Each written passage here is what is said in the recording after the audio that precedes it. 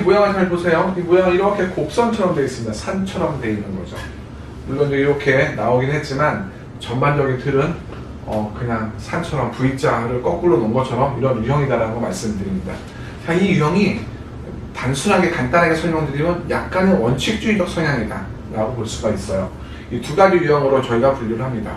첫 번째는 규범적 일관형이라고 이렇게 타원으로 이렇게 산처럼 되어 있는 것을 말씀을 드리는 거고요. 두 번째는 계획적 준비형이다 라고 말씀을 드립니다. 이렇게 있는 거죠. 이렇게 하나가 마치 이렇게 텐트를 치는 모양처럼 있어서 텐트형이다 라고도 표현을 합니다. 물론 처음 말씀드린 첫 번째 규범적 일관형은 이 텐트 모양이 없습니다. 전부가 다 이렇게 되어 있는 거죠. 물론 이 모양이 있다 없다 뭐 이거를 설명드리려고 지금 이 말씀을 드린 건 아니니까 대부분 이렇게 산처럼 되어 있는 것은 원칙주의적 성향이다. 그런데 두 가지가 있다. 첫 번째는 규범적 일관형, 두 번째는 계획적 준비형이라고 두 가지로 이름을 붙였다라는 것만 좀 기억을 하시면 되겠습니다. 자, 규범적 일관형이 계획적 준비형, 즉 텐트형보다는 조금 더 강한 원칙주의적 성향, 보수적인 성향을 가지고 있습니다. 그러다 보니까 이런 유형이 뭐 규범이 됐든 계획이 됐든 부모님 입장에서는 어렸을 때는 굉장히 케어하기가 편합니다. 자, 이런 거 이렇게 해야 돼, 이런 거 하지 마, 그러면 그대로 따라서 말을 잘 듣는 아이들이기도 하죠. 그러다 보니까 우리 아이는 좀 편해, 말 잘 들어, 이렇게 표현하시는 부모님들이 많습니다. 그런데 그게 한 9살, 10살만 넘어가면 뭔지 모르게 조금 답답함? 아니면 뭔지 모르게 너무 조금 보수적인 이런 느낌들을 살짝 조금씩 받는다라고 부모님들을 표현을 하십니다. 자, 그렇다면 무엇이냐면은 원칙주의적 성향의 어떤 규범성들이 서서히 나오기 시작한다라는 거죠. 최소한 한 7, 8살 정도가 되면은 그 성격은 보편적으로 나오기 시작할 겁니다. 순하고 말 잘 들었던 아이들이 뭔지 조금 겉도는 듯한, 또 혼자 있는 듯한 그런 좀 답답함, 이런 것들은 그 아이가 뭔가 지능이 또는 성격이 약하거나 잘못돼서가 아니라 이런 원칙주의적 성향이 있기 때문에 배운 대로, 본 대로, 들은 대로 그대로 한다는 거죠.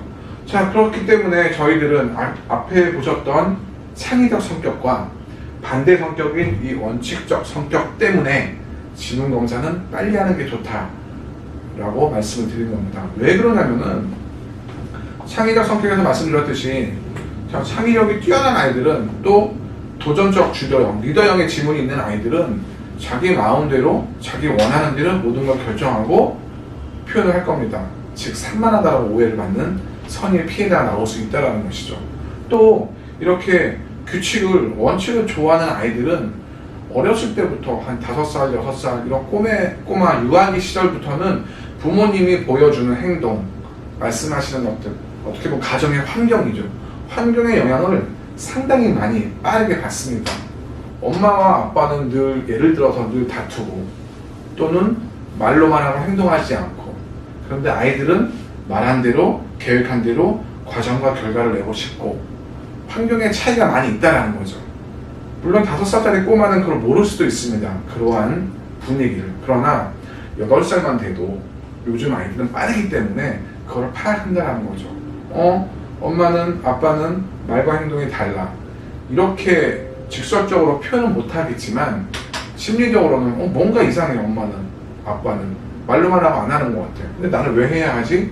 이런 스트레스 구조를 가질 수 있다는 겁니다.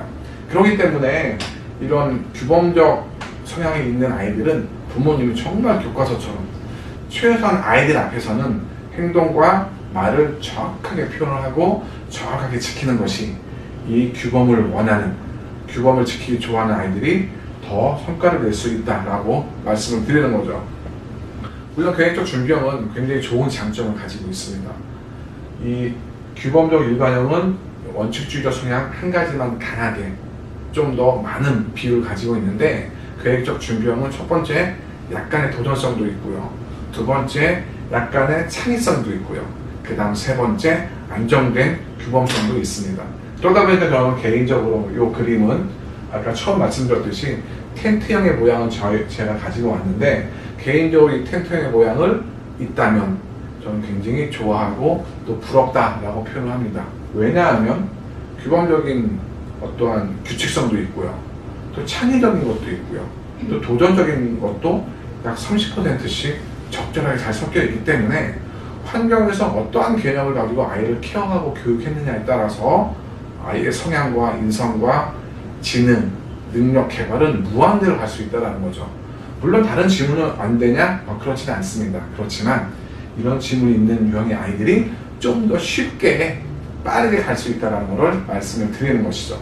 자, 그러다 보니까 이 아이들이 어떻게, 어느 관점, 어느 분야에 관심이 있을 거냐는 늘 말씀드린 것지만 조합과 지능의 차이입니다. 자, 이렇게 해서 원래 저희들이 이 지문을 가지고 기질을 표현할 때는 8가지를 가지고 설명을 하지만 모양은 간단하게 6가지로 마무리를 하고요. 그 다음에 10가지 지능을 또 설명을 해서 차후에는 10가지 지능과 이 지문의 모양의 기질을 보는 그런 방법을 말씀을 드리도록 하겠습니다.